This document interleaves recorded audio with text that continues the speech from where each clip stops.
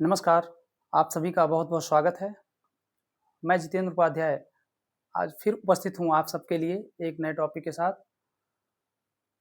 आज हम लोग पढ़ने जा रहे हैं वर्ण। तो आइए शुरू करते हैं।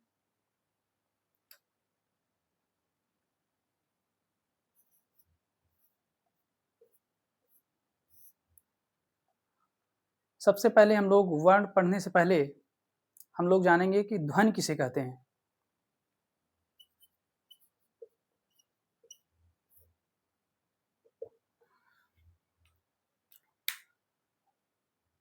ध्वनि उच्चरित रूप में भाषा की सबसे छोटी इकाई होती है और यह शब्दों की आधारशिला होती है।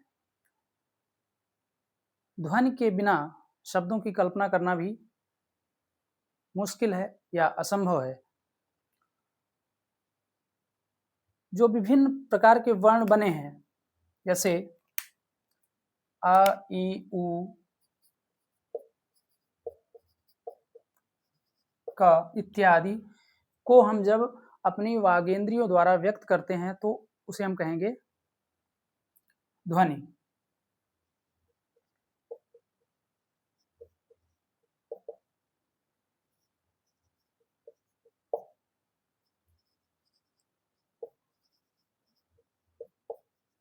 जब हम अपनी वागेंद्रियों द्वारा इन्हें व्यक्त करेंगे तो फिर वह ध्वनि हो जाएगा। लेकिन जब उसे हम लिखेंगे, लिखकर व्यक्त करेंगे तो वह वर्ण हो जाएगा।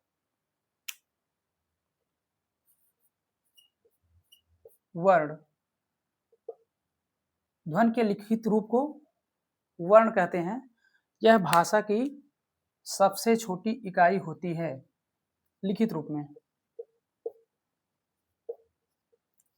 भाषा की सबसे छोटी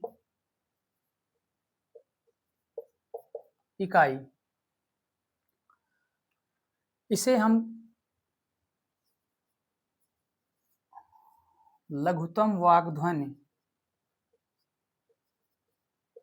भी कहते हैं। इसे हम अक्षर भी कहते हैं।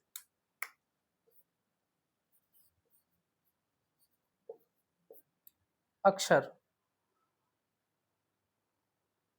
यह भाषा की सबसे छोटी इकाई होती है लिखित रूप में और लघुत्तम वाक् ध्वनि होती है।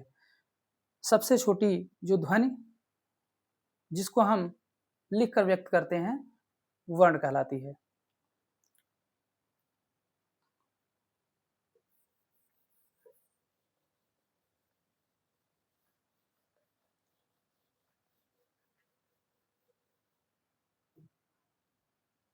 अब है स्वर।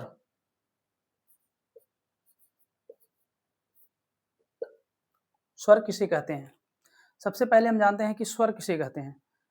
स्वर जो कि निर्बाध रूप से उच्चरित होते हैं और उनको उच्चारण करने में किसी प्रकार का अवरोध नहीं होता है, उन्हें हम कहेंगे स्वर। यह 3 प्रकार के होते हैं।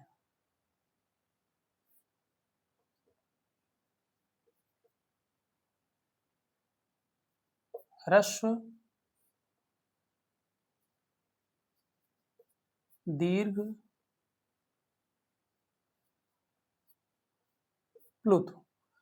ह्रस्व स्वर, दीर्घ स्वर और प्लुत स्वर। जिन स्वरों के उच्चारण में कम समय लगता है उन्हें कहेंगे ह्रस्व। यह कुल 4 प्रकार के होते हैं।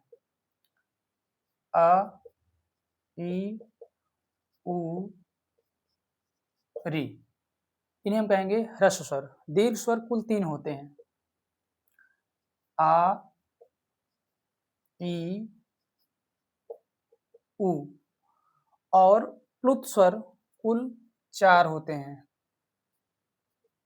ए, ऐ, ओ, औ। जिन स्वरों के उच्चारण में कम समय लगे ह्रस्व, उससे दुगुना समय लगे दीर्घ, और 3 गुना समय लगे तो प्लुत हो जाएगा। नेक्स्ट है मात्रा। मात्रा किसे कहते हैं?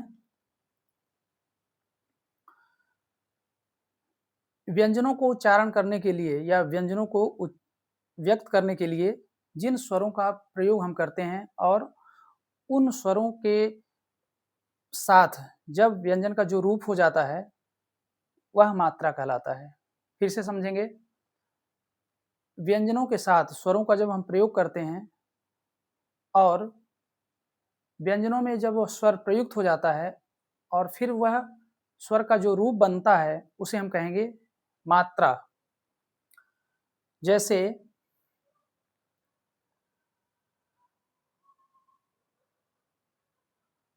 अनिल,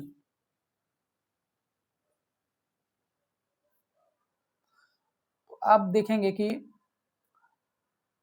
छोटी की मात्रा स्वतंत्र रूप से कैसे लिखा जाएगा और यह व्यंजन में लगने के बाद किस तरफ से इसका रूप हो गया, इसी को हम कहेंगे मात्रा। व्यंजन के साथ स्वर का जब प्रयोग होता है और फिर उसका जो एक नया रूप बनता है उसे हम कहेंगे मात्रा। यह स्वर के हिसाब से ही 3 प्रकार के होते हैं, ह्रस्व, दीर्घ और प्लुत। ह्रस्व,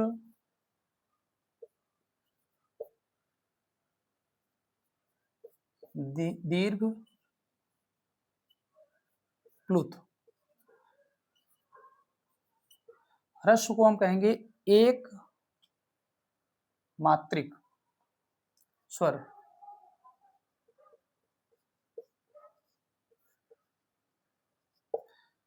दीर्घ कहेंगे द्विमात्रिक स्वर।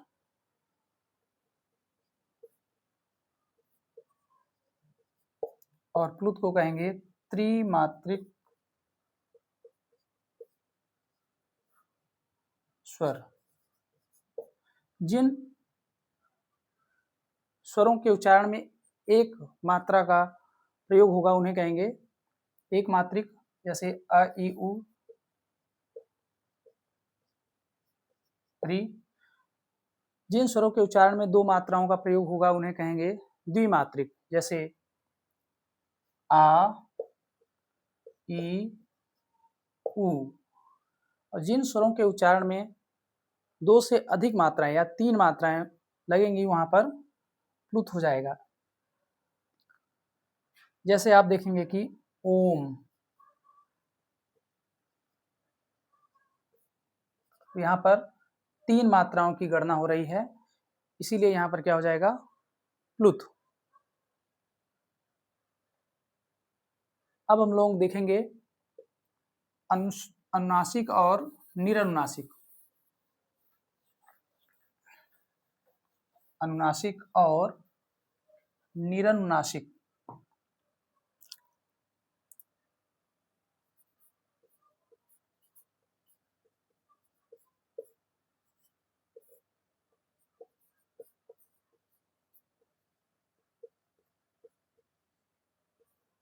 अनुनासिक और निरनुनासिक ये दोनों स्वर हैं या स्वरों को उच्चारण करने के तरीके हैं। अनुनासिक का अर्थ होता है नाक और मुंह दोनों के साथ जब इसका उच्चारण हो तब इसे कहेंगे अनुनासिक। ये चंद्रबिंदी जहां पर लगी रहे वो अनुनासिक हो जाएगा, जैसे चांद, मुंह,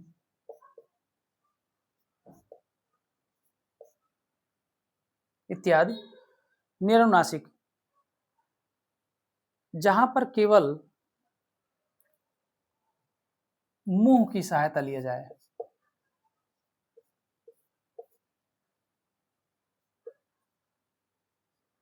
केवल मुंह, उसे कहेंगे निरनुनासिक। जैसे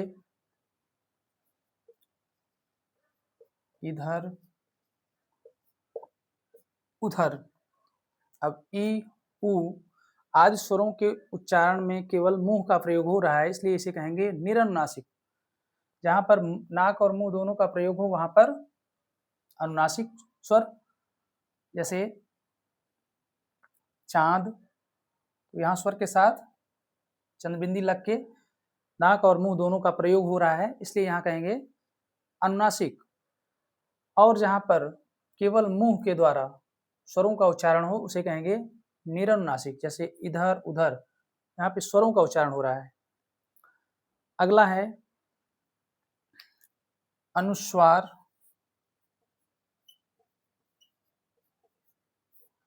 अनुस्वार जिसको पहचानने का तरीका है, और विसर्ग, इसको हम पहचानेंगे इस तरह से। जिन, अब सबसे पहले जानते हैं ये क्या है। ये तो ना स्वर है ना व्यंजन, इनको कहेंगे अयोगवाह। न तो स्वर में इनकी गणना होती है ना तो व्यंजन में, इसीलिए इन्हें कहेंगे अयोगवाह। लेकिन ये स्वर में प्रयोग होते हैं और व्यंजन में भी कभी कभी। जैसे अनुस्वार का प्रयोग देखिए, रंग, दूसरा अंग।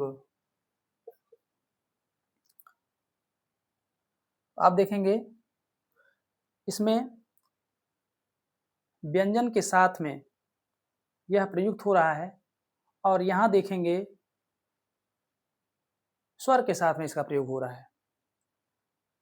यहाँ देखेंगे व्यंजन के साथ में और यहाँ देखेंगे स्वर के साथ में, इसीलिए इसे कहेंगे अयोगवाह। कभी ये स्वर के साथ इसका प्रयोग होगा और कभी व्यंजन के साथ इसका प्रयोग होगा। तो ऐसे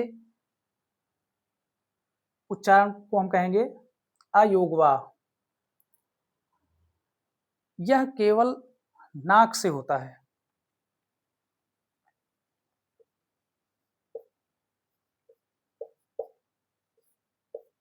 केवल नाक से।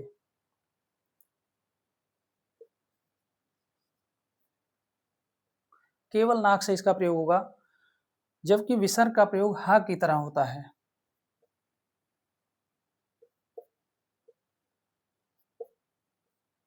जैसे